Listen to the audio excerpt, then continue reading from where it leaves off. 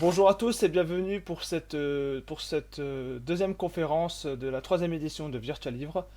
Le thème d'aujourd'hui, comment vendre un livre de nos jours. Sujet assez vaste. Pour en parler, nous sommes en compagnie de Roux. Salut à toi.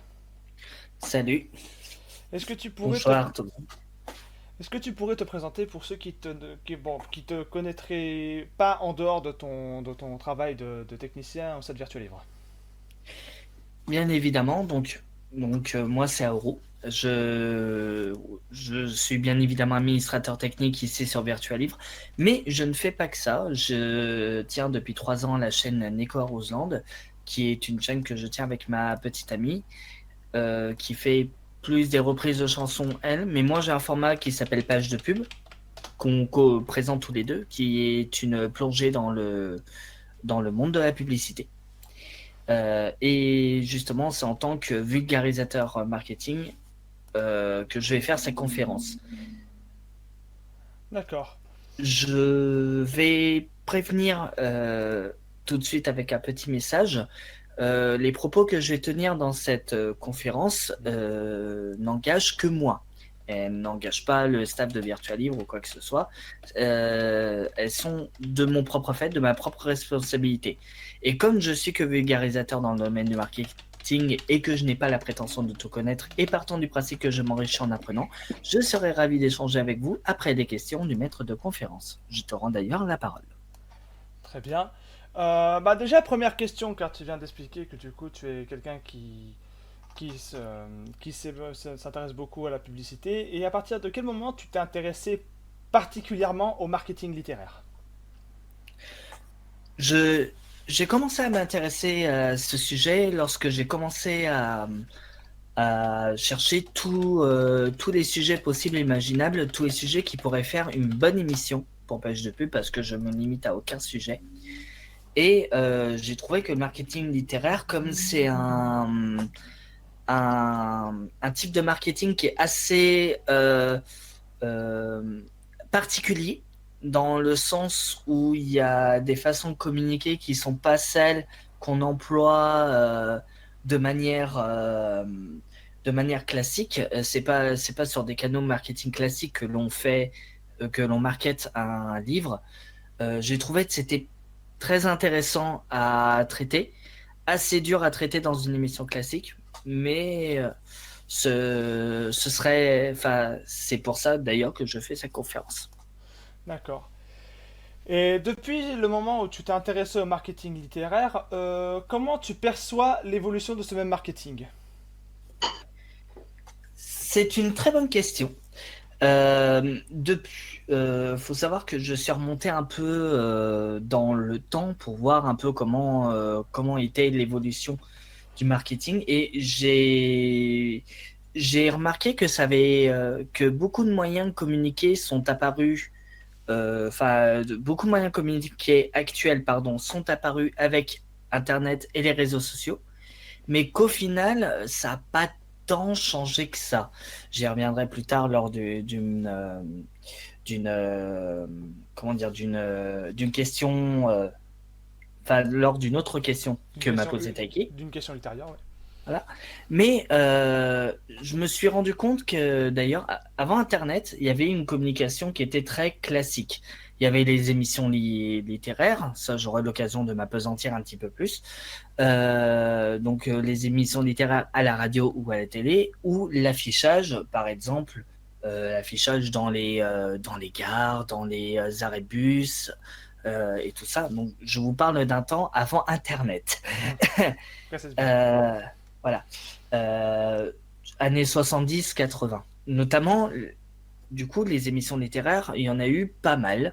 Je pense notamment à Vol de nuit, initié par Patrick Poivre d'Arvor, si je dis pas de bêtises. Apostrophe aussi, non? De Bernard Pivot? Exactement. Ou encore une petite émission que certains ont peut-être dû connaître, Un livre un jour, Mhm. qui était produite par Monique Atlan. Et je vais avoir beaucoup à dire sur cette émission. Très bien. Quelles sont, selon toi, les plus grandes faiblesses que tu as constatées dans le marketing littéraire? Ah, on vient au sujet qui fâche. Ah. Beau- Beaucoup de grands éditeurs ne communiquent actuellement que par des moyens traditionnels. L'affichage dans les métros, bus et gares, les émissions littéraires. Pour moi, c'est une grande faiblesse. En tout cas, quand je parle des grands éditeurs, je parle des grands éditeurs style Gallimard, Flammarion, Albin Michel, tout ça. Ceux-là ont des réseaux sociaux, mais ont des réseaux sociaux où ils ne communiquent pas beaucoup sur leur sortie. Et lorsqu'un livre se vend, lorsqu'un livre est marketé chez eux, ils font des affichages dans les points relais. Si vous connaissez, c'est les fameuses boutiques qu'on a dans les gares ou les métros et où justement on retrouve des livres. Ou sur les panneaux d'affichage de publicité des gares ou sur les arrêts de bus, mais ils prennent jamais le temps d'explorer d'autres horizons pour communiquer. Et ça, c'est vraiment dommage, puisque ils perdent une partie du public qui commence à être de plus en plus initié aux réseaux sociaux, aux façons de communiquer en ligne, parce que avec les réseaux sociaux, il est arrivé une certaine connexion avec le public. Les éditeurs peuvent échanger avec leurs clients, leurs lecteurs, et je trouve que c'est quelque chose qu'ils perdent. Après, euh, soyons quand même, voyons quand même les choses dans leur ensemble. Je pense que pour eux, ce serait difficile à gérer sur le long terme, cette position-là. Euh, il y a aussi les possibilités offertes par le marketing numérique, j'en viens, qui sont soit pas du tout exploitées, soit très peu exploitées, soit mal exploitées. Euh, une des manières que j'ai vues où le marketing numérique était mal exploité, c'était vraiment au tout début des réseaux sociaux. Je me souviens plus du nom de l'éditeur, mais il avait un compte Twitter. C'était la personne qui gérait le compte Twitter euh, avait vraiment du mal à comprendre comment les réseaux sociaux fonctionnaient. Donc du coup, pour eux, c'était galère de communiquer sur leur sortie. Et au final, je crois qu'ils ont abandonné le compte Twitter. Malheureusement, je ne l'ai pas retrouvé. J'ai essayé toute la semaine de le chercher, mais voilà. Il y a aussi des petites sorties prometteuses de grands éditeurs qui sont souvent pénalisés par le fait que les grands éditeurs s'occupent principalement de l'affichage sur les grands canaux. Euh, il y a aussi, et désolé si j'en froisse certains, mais j'avais fait le message au début de la conférence, mais certains influenceurs, booktubeurs qui s'y prennent d'une mauvaise façon ou qui peuvent améliorer leur approche de comment ils peuvent parler des livres qu'ils chroniquent. C'est rare que je vois ça. C'est vraiment des gens soit qui débutent et qui ont vraiment des points à améliorer, soit des gens qui ont pas la fibre, ce que j'appelle la fibre marketing, la fibre de vente, le truc qui fait, le petit truc qui fait que ces personnes euh, arrivent à te parler d'un livre et à faire en sorte que le livre te plaise. J'ai terminé. Donc, très bien. Et bon, tu y as répondu en grande partie, mais ça va C'est être qui? Oui, oui. Oh putain. Excusez-moi, j'avais oublié de mon micro. Ce n'est Euh, rien. du coup, on a vu du coup, tu as répondu en grande partie à cette question, mais du coup, ce sera l'occasion d'approfondir un peu. Comment, selon toi, on pourrait pallier à ces contraintes? Les contraintes que tu as évoquées, notamment au niveau des réseaux sociaux, des booktubers. Comment on pourrait y pallier efficacement? Ben, c'est vrai que j'ai déjà à moitié répondu à ces questions, en tout cas pour les grands éditeurs. Mais il y a certains axes d'amélioration, enfin certains axes de travail que pourraient avoir les grands éditeurs, notamment donner plus de chance aux petites sorties ou aux nouveautés chez les grands éditeurs en communiquant uniquement dessus de manière numérique, via les réseaux sociaux, via des publicités numériques.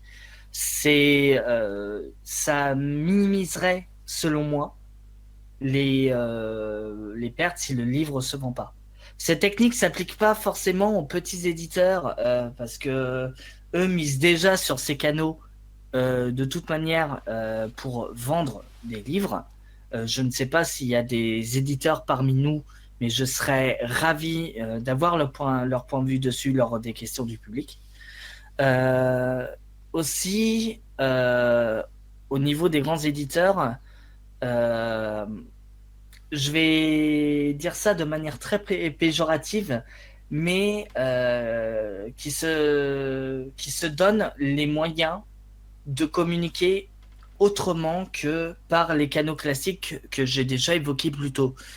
Euh, Parce que pour moi, ils perdent vraiment une partie du public qui commence à passer uniquement par des canaux, par les réseaux sociaux, par Facebook, enfin par les réseaux sociaux, par YouTube, par tous ces moyens-là.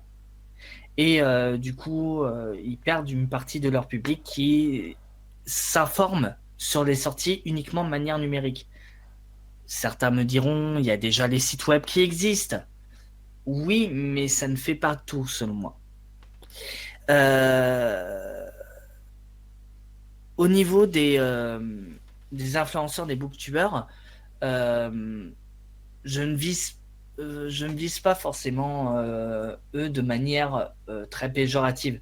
C'est plus des conseils que je peux leur apporter et surtout, un des conseils que je peux apporter si vous êtes booktuber, travaillez le son en priorité. Mhm. C'est Euh, valable pour les vidéastes en règle générale, de toute manière. on est d'accord. Mais c'est un conseil que je donne de manière générale, qu'on soit vidéaste de manière générale ou même booktuber, travailler le son. Le son doit être parfait. Une vidéo peut être de qualité. On peut excuser une vidéo qui n'est pas forcément de bonne qualité, surtout si vous filmez avec une webcam. Par contre, beaucoup de gens ne vous pardonneront pas d'avoir un mauvais son. Euh, je pense avoir fait le tour. Très bien. Et en dehors de ces contraintes justement à compenser, quelle plus-value, c'est-à-dire quelque chose qu'on pourrait rajouter en plus de ces contraintes, de ces compensations à ces contraintes, qu'est-ce qu'on pourrait rajouter en plus au marketing littéraire pour lui permettre de trouver de nouvelles lettres de noblesse? Ah, ok. Donc, c'est la partie de la question que j'avais mal compris lorsque Taiki m'a donné la question. Et du coup, il m'a reprécisé ça. Alors, explorer des moyens inattendus pour le public. J'ai vu que certains auteurs qui étaient présents ici ont fait des bandes annonces vidéo de leurs livres, quand bien même ce n'est pas un support visuel, par exemple un manga, une BD. J'ai vu des gens qui faisaient des bandes annonces vidéo de leurs livres, et ce serait vraiment une approche pour moi qui serait euh, complémentaire à de la communication classique, puisque bien exploité, bien habillé, ça permettrait vraiment de plonger le lecteur, même sur une courte durée, dans l'ambiance du livre. Je sais que par exemple, Brajlon a fait ça à un moment. sur leur chaîne YouTube. Ils faisaient ça pour leurs livres. Je ne sais pas s'ils ont continué, s'ils ont arrêté, mais il me semble qu'à une époque, ils le faisaient. Et ça s'applique à tous les éditeurs, petits ou grands, même si les petits le font déjà. Ce serait cool pour les éditeurs que, en tout cas pour les grands, parce que et pour moi ça s'applique pas ça s'applique dans tous les domaines. Ce serait cool pour les éditeurs de faire beaucoup plus d'interaction avec le public. Je vois souvent, je vais parler d'un exemple que je vois souvent personnellement, c'est les comptes de réseaux sociaux des éditeurs de manga. J'en suis beaucoup parce que c'est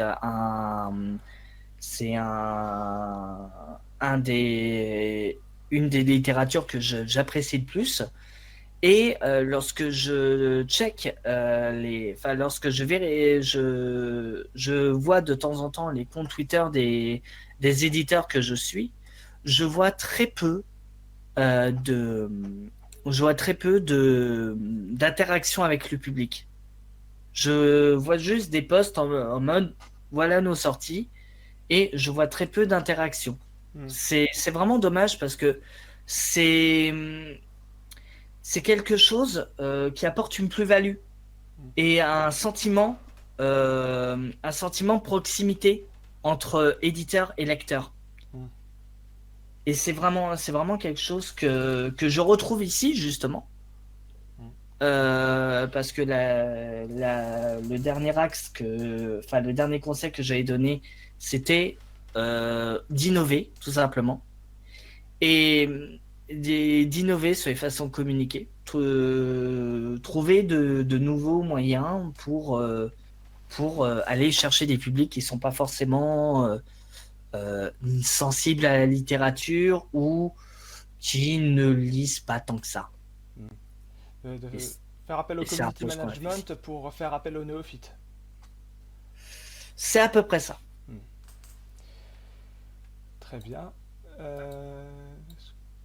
C'est tout ce que tu avais à dire sur cette question-là? Oui. On va essayer de voir si on peut pas avoir quelques questions du public. Eh ben, je serais ravi d'en avoir, justement. Vous pouvez démute votre micro, hein, si vous voulez poser des questions. Bah moi j'en ai une. Ah bah non, honneur aux invités. Salut Lucas. On commence par qui Nemila, tu veux commencer? Je laisse ma place. Ok, tu poseras ta question après, Lucas. On t'écoute, Nemila. Moi, je voulais juste savoir, en fait, ta vision sur Instagram, parce que tu dis qu'il n'y a rien sur Twitter, et moi, je suis pas mal sur Instagram, et tout se passe là-bas, en fait. Même là, par rapport aux éditeurs de manga dont tu parlais, Pika parle beaucoup à ses lecteurs sur Instagram, par exemple. Et il y a même un autre éditeur, Akata, qui est un peu plus neuf, qui communique beaucoup sur Instagram aussi. Ouais, bah, tous les éditeurs en ce moment sont beaucoup sur Instagram, finalement, je vois. Enfin, je sais pas si tu as vu, toi, un petit peu de ce côté-là, du coup, Oro. Instagram. C'est vrai que Instagram, personnellement, c'est un réseau social sur lequel je vais très peu. Mais ça m'est arrivé de voir des posts justement d'éditeurs sur Instagram. Et oui, comme tu dis, j'ai l'impression que peu à peu, les éditeurs délaissent entre guillemets Twitter pour vraiment faire leur communication sur Instagram. Parce que Instagram, à l'opposé de Twitter, est un média beaucoup plus visuel. Donc du coup, pour les éditeurs de manga, c'est beaucoup plus parlant et ça leur permet d'avoir beaucoup plus de liberté que n'aurait Twitter ou Facebook, par exemple. Et surtout, il y a une énorme communauté sur Instagram. C'est un des réseaux sociaux les plus utilisés au monde, donc c'est du pain béni pour eux. Oui. C'est vrai que c'est un réseau social que personnellement je check que très peu, mais c'est vrai que je suis quelques éditeurs sur Instagram et c'est vrai que j'ai remarqué que c'est pour ça que je l'ai pas trop j'en ai pas trop parlé, c'est que je ne voyais pas quoi ajouter en fait. D'accord. Parce qu'en fait, tu parlais des booktubers et maintenant, il y a même une communauté de bookstagrammeurs, en fait, maintenant, carrément dessus. Ah, c'est vrai que les bookstagrammeurs, j'ai pas trop de choses à dire sur les bookstagrammeurs parce que il y a très peu de bookstagrammeurs que j'ai vus qui s'y prenaient de la mauvaise manière. Je parlais surtout des booktubers parce que j'en suis quelques-uns et par la force des choses, j'ai pu voir ce qui allait ou ce qui allait pas. Ok. Mais du coup, tu penses que c'est une méthode que tu salues un peu plus, du coup, que les booktubers, les bookstagrammeurs, tu trouves qu'ils ont une manière de communiquer plus efficace en, en Pas général. forcément, pas forcément plus efficace parce que communiquer sur un livre sur YouTube, c'est pas la même chose que sur Instagram. Hmm. Les deux manières de communiquer se valent. Après, pour ce qui est d'Instagram, comme c'est un réseau social sur lequel, et ça c'est une critique que je formule sur Instagram en général, ça t'oblige à être parfait dans ce que tu fais, dans ce que tu postes. Il y a moins de reproches à faire puisque le contenu en lui-même est correct, même plus que correct. Après, je vais juste m'autoriser une dernière remarque, Vas-y. parce que je suis à la fois sur YouTube et sur Instagram, donc voilà. Ouais. Mais en fait, je pense que dans la conférence, là, le sujet, c'est pour faire vendre finalement un livre. Et quand tu es booktuber et que tu parles d'un livre, tu parles d'un ressenti. Et comme tu n'es pas payé, tu n'es pas là pour faire vendre le livre, en fait. Tu as peut-être reçu parfois le livre gratuitement, mais tu n'es pas là pour le faire vendre. Tu n'es pas payé pour ça. Tu es juste là pour parler de ta lecture. Et je pense que c'est encore un petit peu différent, du coup. Je suis pas sûr. Quand je disais faire vendre tout à l'heure, c'était plus donner l'envie à ton public d'aller jeter un œil au livre. Pas forcément te transformer en VRP, par exemple. Ouais, ça, je suis d'accord. C'était ça que je voulais dire, en fait. Désolé si c'était pas très clair. Merci pour la précision. Du coup, je me remute. Merci. Très bien. Donc Lucas, et après il y a une question que m'a envoyée Audrey en MP et qui pourrait être intéressante. Lucas, à toi. Alors, Oru, Oui. alors j'ai une question qui va peut-être te paraître hors sujet, mais je pense qu'elle est intéressante. Parce que quand on parle de marketing littéraire, on parle indirectement de critique. Parce que contrairement à pas mal de formes de promotion, quand tu vends un livre, en général, ça sous-entend que tu l'as aimé et que donc il y a une critique positive qui s'accompagne. Oui. Et quand il y a critique, il y a posture, au sens philosophique du terme. C'est-à-dire en termes d'éthos, on ne se positionne pas de la même manière selon la place qu'on occupe dans la sphère de l'édition ou du livre, qu'on n'occupe pas d'ailleurs, etc. Un exemple tout bête, c'est que pas mal de booktubers, booktubeuses d'ailleurs, c'est généralement des femmes, pas mal de booktubeuses ont tendance à mettre en avant leur parcours en tant que libraire, en tant qu'éditrice ou en tant qu'enseignante, pour donner un exemple un peu bateau.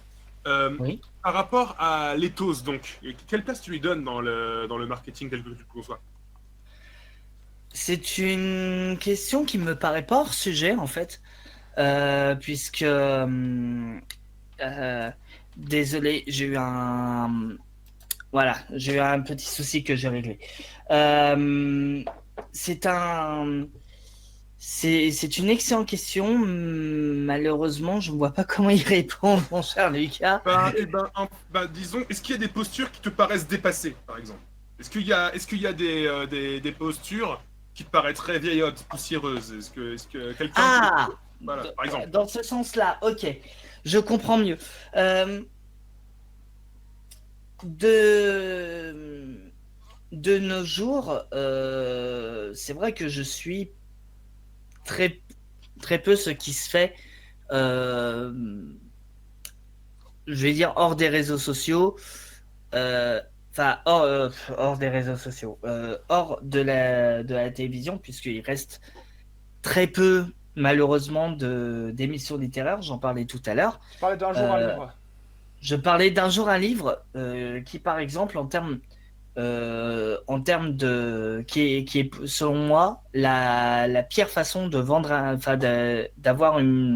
de vendre un livre, mais ça c'est un petit peu hors sujet. Mais en termes de ouais de posture dépassée, j'en ai en tout cas dans les contenus que j'ai regardés, j'en vois de moins en moins. J'en vois de moins en moins. J'en ai vu quand même. Je parle à peu près d'un temps qui est entre 2015-2016 à peu près, quand la mode des booktubers a commencé à émerger. J'ai vu qu'ils étaient très classiques dans leur démarche. Maintenant, c'est vrai que quand ces termes-là, je vois de moins en moins de postures dépassées. Mais du coup, qu'est-ce que tu appelles des postures dépassées? Pour moi, une posture dépassée en termes de vente, c'est, enfin en termes de vente, en termes marketing, c'est une façon très télévisuelle de vendre le livre. Et justement, ça nous ramène aux émissions de critique littéraire dont on avait abordé plus tôt. Vol de nuit et apostrophe, qui est une façon qui se faisait au début des booktubers, mais qui maintenant ne se fait plus. Bah, c'est vrai qu'Apostrophe, par exemple, c'est vrai qu'on le retient plus pour les coups de gueule qu'il y avait, par exemple, entre Gainsbourg et Béard, que pour le réel le contenu, quoi. Donc ça prouve que effectivement c'est tombé un peu en obsolescence, cette manière de vendre des livres. Oui. Et c'est bien dommage parce que cette émission avait une forme intéressante, mais un fond oubliable. Mm.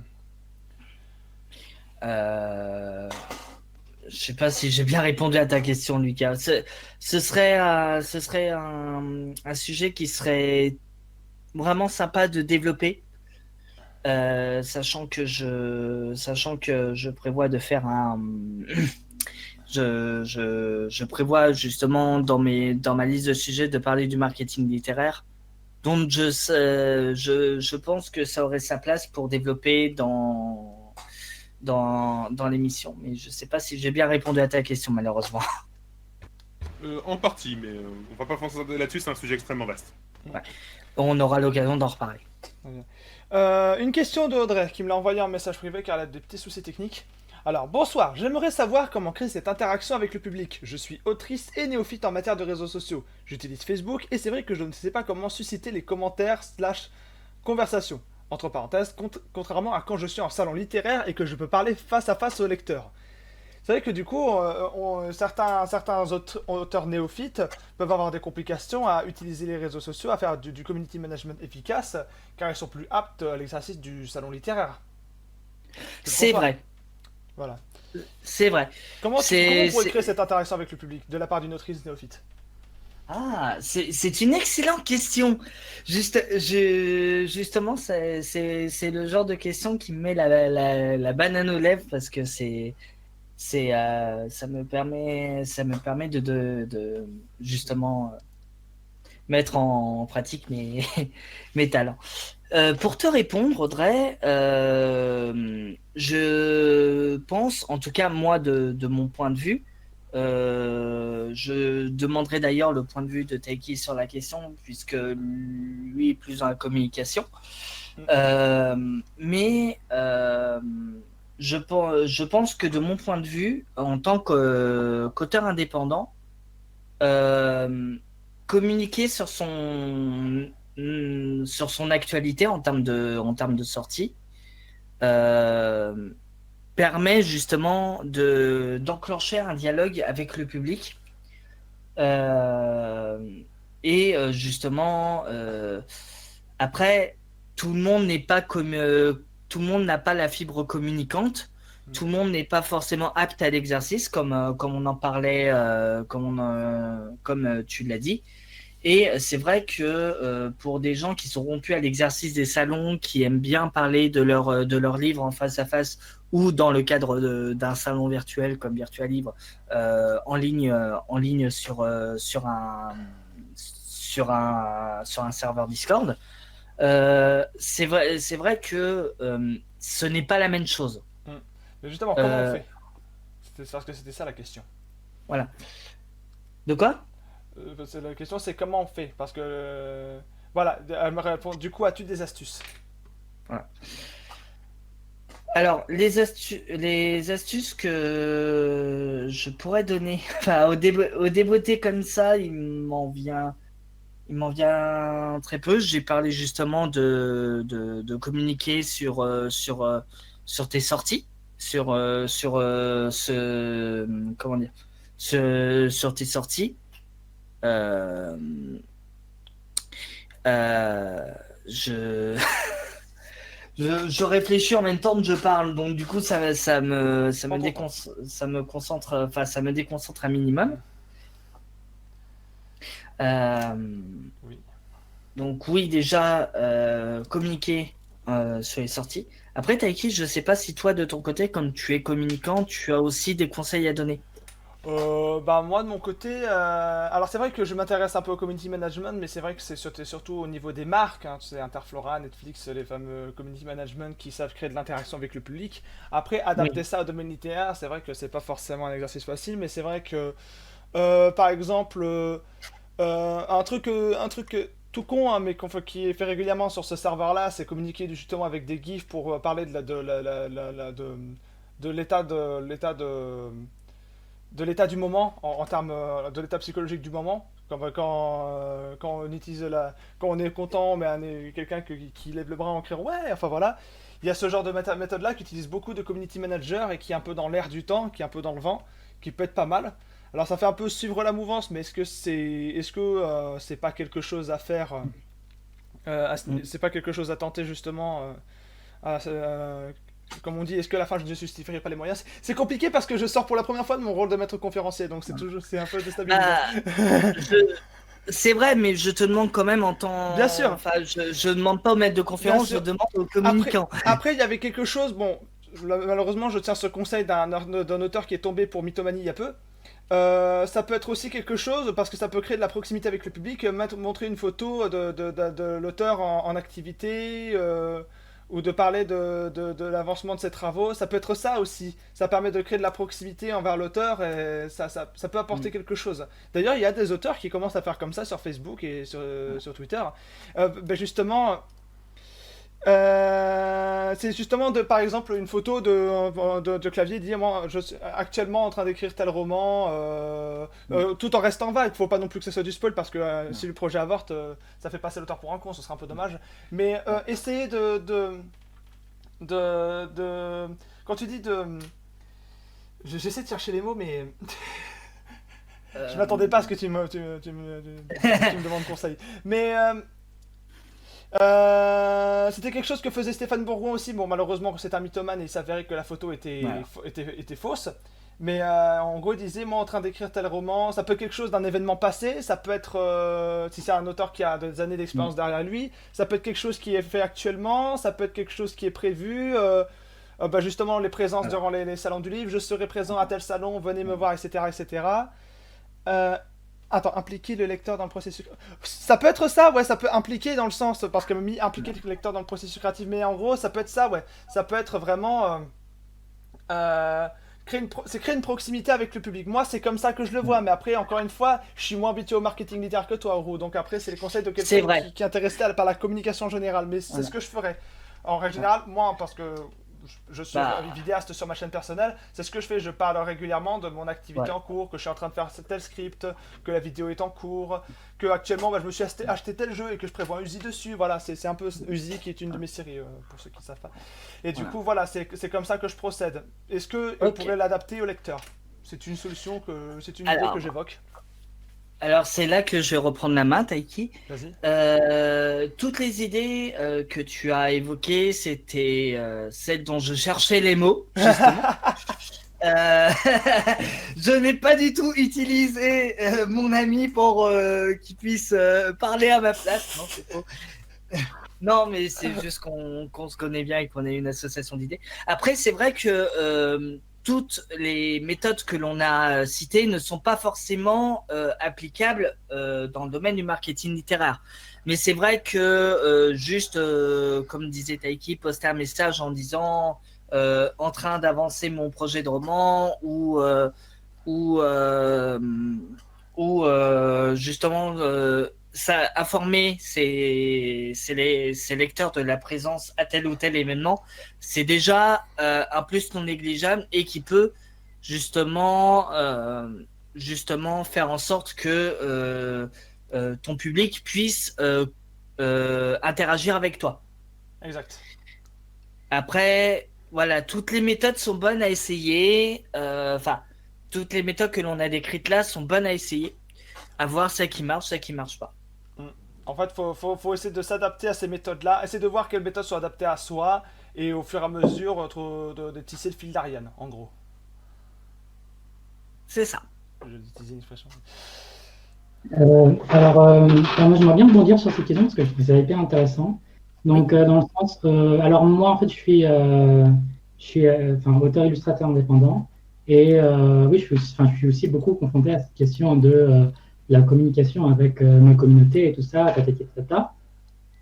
Mais et c'est vrai que, enfin, bon, j'ai commencé par un premier truc. Déjà, qu'en est-il à ce moment-là de tout ce qui est, par exemple, auto-édition, enfin, je veux dire, parce que en tant que, enfin, les gens qui s'auto-éditent, je veux dire, ils sont obligés d'être ils sont déjà artistes, ils sont aussi leur propre, je veux dire, agent commercial entre guillemets, et aussi leur propre, comment dire, c'est eux qui font aussi leur communication, c'est-à-dire sur les salons, parler aux gens et tout ça, et tout ça à ce moment-là, enfin. Peut-être qu'à ce moment-là, comment dire, on peut utiliser il est possible d'utiliser les mêmes techniques que par exemple un auteur-illustrateur emploierait et les appliquer dans le cas par exemple d'un écrivain qui fait du roman ou du novella, ou de la nouvelle pure, dans le sens où par exemple il peut y avoir une espèce de, j'imagine, hein, une présentation un peu de certaines informations, comment dire, un peu, pas indépendantes du livre, mais des espèces un peu comment dire, des espèces d'easter eggs ou des trucs comme ça qui permettraient au public qui s'intéresse à l'univers du bouquin d'en connaître plus sur cet univers-là et donc, comment dire, les rendre plus familiers et donc plus investis dans l'histoire. Je ne sais pas si on avait compris, parce que moi, j'ai un peu du mal à m'expliquer. Ne t'en fais pas. Mais oui, voilà, je veux dire, déjà, je pense tout simplement pour garder le public qu'on a déjà acquis, j'imagine.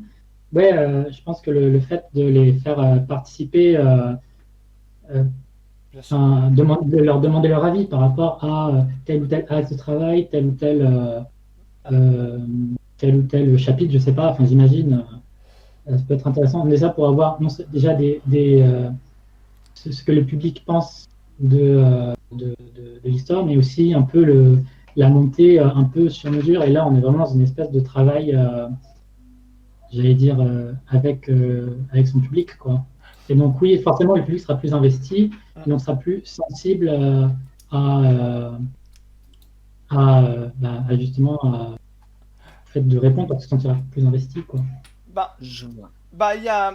Après, bon, ça c'est un truc que je dis surtout en tant qu'ancien étudiant en infocom. C'est vrai qu'on a très souvent démontré que le fait d'impliquer le public directement à des exercices, à des trucs sur les réseaux sociaux, forcément ça crée beaucoup plus ça crée beaucoup plus d'audimat. Ça c'est un truc qui est indéniable.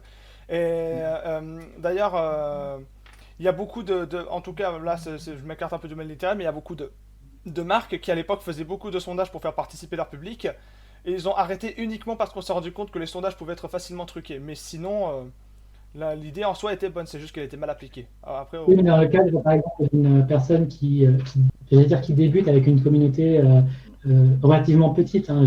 Quand je dis petite, c'est genre je sais pas moi, entre 500 et 5000, je sais pas. bien sûr. Mais voilà, où là, on a une tranche de population, plutôt de consommateurs, relativement restreint. Après, oui, je parle. Après, peut-être que je suis biaisé parce que moi, je viens du monde de l'auto-édition. Donc, c'est à des échelles beaucoup plus réduites que l'édition, quoi. Donc, je ne sais pas. Après, ça dépend aussi de quel point de vue on se place. Est-ce qu'on se place, est-ce qu'on se place dans l'édition classique ou est-ce qu'on se place dans l'auto-édition? Parce que je trouve que c'est pas vraiment les mêmes.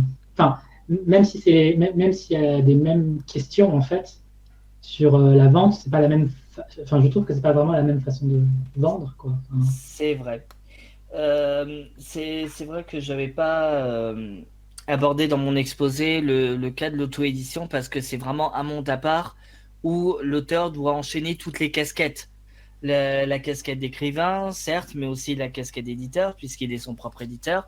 La casquette de communicant, c'est... Tout le monde n'est pas forcément rompu à l'exercice de la communication, encore une fois. Et du coup, c'est vrai que c'est vraiment un exercice très difficile, puisque tu dois...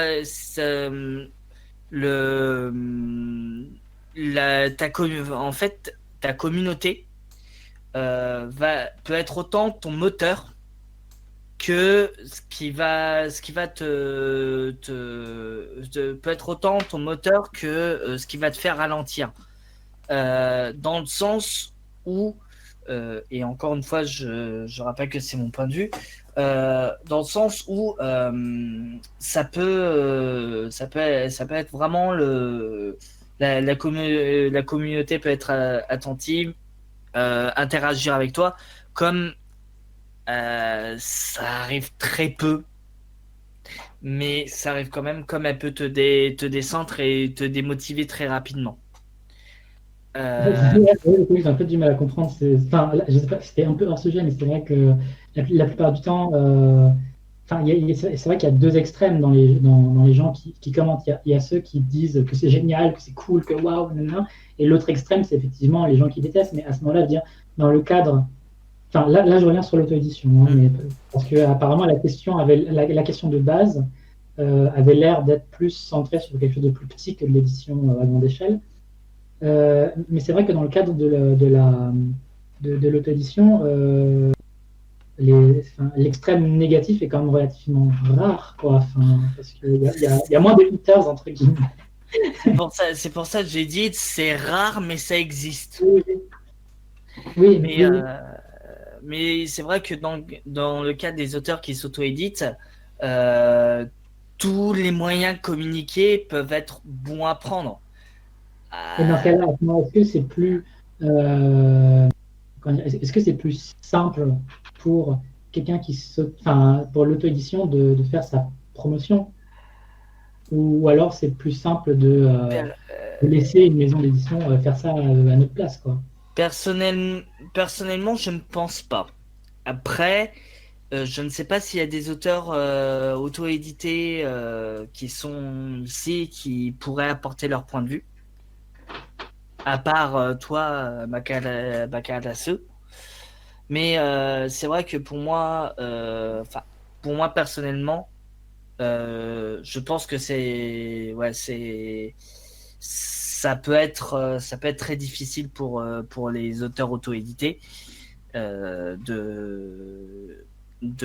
pouvoir gérer efficacement sa communication.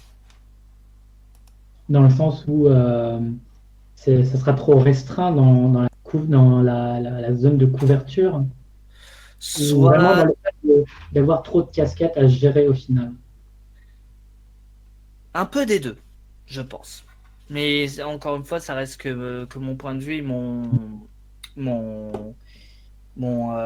regard sur le domaine.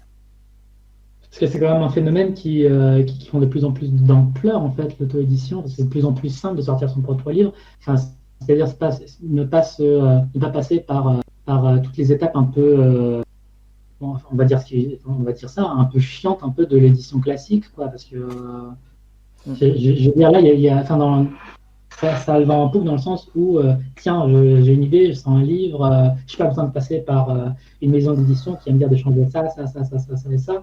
Et vraiment, enfin, est-ce qu'à ce moment-là, l'auto-édition serait pas, comment dire, entre guillemets,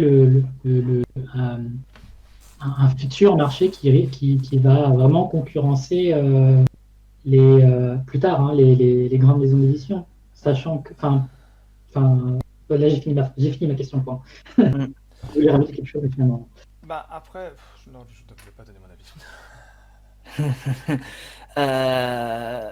avis. Personnellement, je ne pense pas parce que il y a quand même beaucoup de contraintes, mais faudrait justement, comme je prévois un épisode de page de pub sur tout ce qui est marketing littéraire, ce serait intéressant dans le cadre de mes recherches que je m'entretienne avec des auteurs indépendants pour avoir leur vision du domaine. Voilà. Est-ce qu'il y a d'autres questions? De mon côté, non.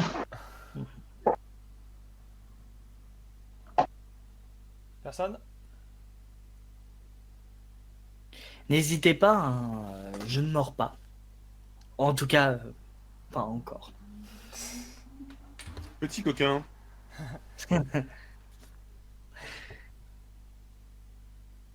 Personne?